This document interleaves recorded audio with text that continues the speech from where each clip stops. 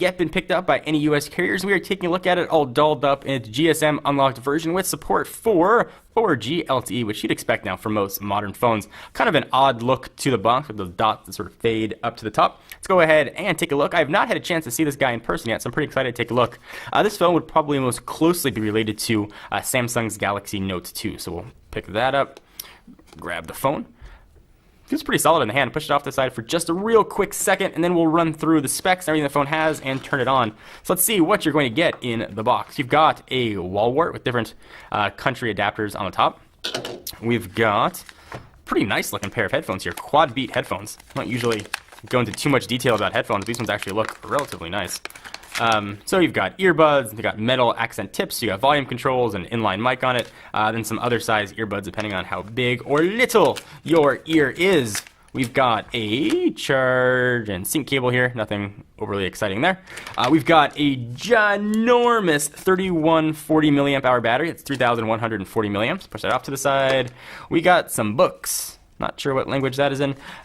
We've got some other stuff and some cards and a dock, I suppose, or maybe perhaps for charging an extra battery.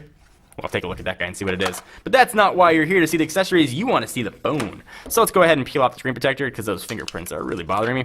Boom! And here we've got the LG Optimus G Pro. Android 4.1 is powering it. Push that off to the side. It's also got that same similar back that we saw on the Nexus 4, but this is plastic and does have a removable battery. So we'll go ahead and pull that stuff off there as well. From a dimension standpoint, it's 5.9 inches by 3 inches by a pretty decent 0.37 inches, and it weighs 6.04 ounces. So the screen is pretty similar to the Note 2. 5.5 inches, that's a full 1080p. Being powered by a 1.7 gigahertz quad-core Snapdragon 600 processor, which is the same processor actually found in the HTC One. 2 gigs of RAM, 32 gigs of storage, plus micro SD, which is nice. 13 megapixel camera on the back, 2.1 on the front, Bluetooth 4.0, and NFC. So enough of me jibber-jabbering about the phone. Let me pop in the battery, and we'll see how this guy performs. Be back in just a second. So I was going to pop in this battery that came in it, but it turns out there's already one in there, so we solved the mystery of what this big piece is. It's actually a separate battery charger. It's nice that LG included 2 gigantic batteries, so that's either a great sign or a really bad sign for batteries. So that's already in there. And of course on the back you can see the NFC radio there. Go ahead and power all that stuff back and power the phone on. Power button lives on the right hand side. We'll go ahead and continue our tour while it's booting up. There's your little finger slot if you want to pull off the plastic back. On the left we've got a volume rocker up and down, and not sure what that button's going to do. Maybe it'll map to a camera, perhaps you can set it for what you want. It's booting up. Looks like this one is set for SK Telecom, so all that language I didn't know is probably Korean. We've got a 3.5mm headset jack. I believe that is an IR blaster. Sort of some metal-looking accents around it, but they're not real metal here. On the bottom is where your charging and syncing cable is going to be, and I believe that'll do double duty as HDMI out. We've got some noise-canceling mics and all the camera stuff that we talked about in the first part of the video. So we are all set up here. I'm going to go ahead and do the setup, and now we'll come back in just a minute and we'll walk through what LG's got in the Optimus G Pro. Alright, so we've got it all set up and ready to rock, and the screen looks absolutely gorgeous, as you'd expect from a full 1080p screen. So LG's done a lot of tweaking with Android, and it is Android 4.1.2, and I'll show you guys that, and I can show you some of the tweaks that they've done here. So the settings is broken up into 4 different categories: network, sound, display, and general, which first blush actually makes things very easy to find. So we'll go to About Phone, we'll take a look at some of the software information. You can see that we are running Android 4.1.2 on here.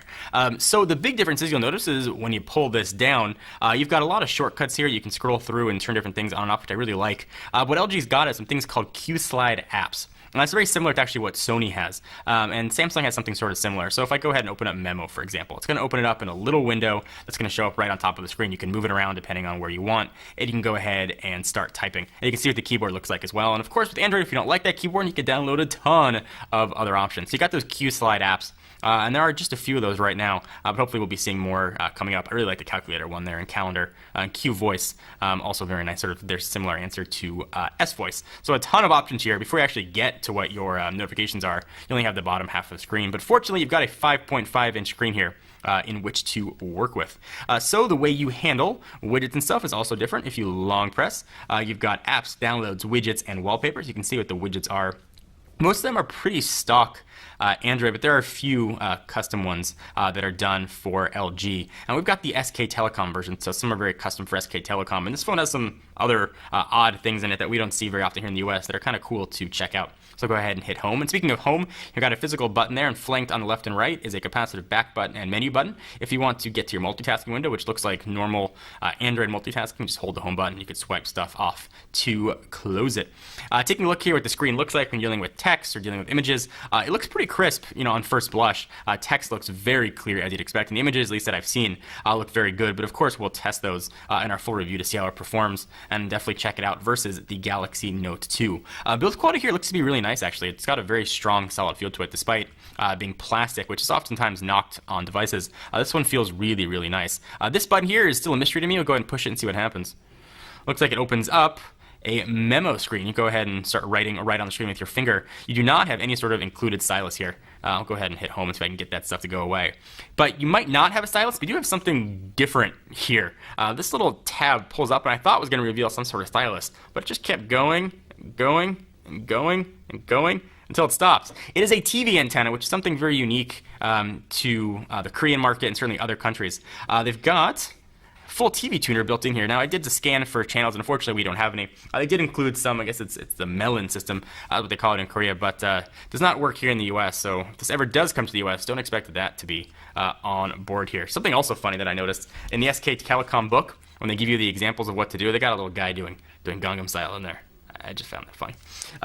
So other than that, nothing else is really different, at least on first blush. I'm very curious to use the phone and see how it performs. If you go ahead and pinch, you can see all your different home screens, and you can set default home screens. The rest of the stuff you can do with Android. So again, any questions or things that you want to see, be sure to let us know. Let me bring in a Galaxy Note 2 just for size comparison here, so you guys can see what the differences are and how they look side by side. So the same in screen, certainly they look like long lost brothers and sisters. If you go ahead and stack them side by side, you can see the difference here.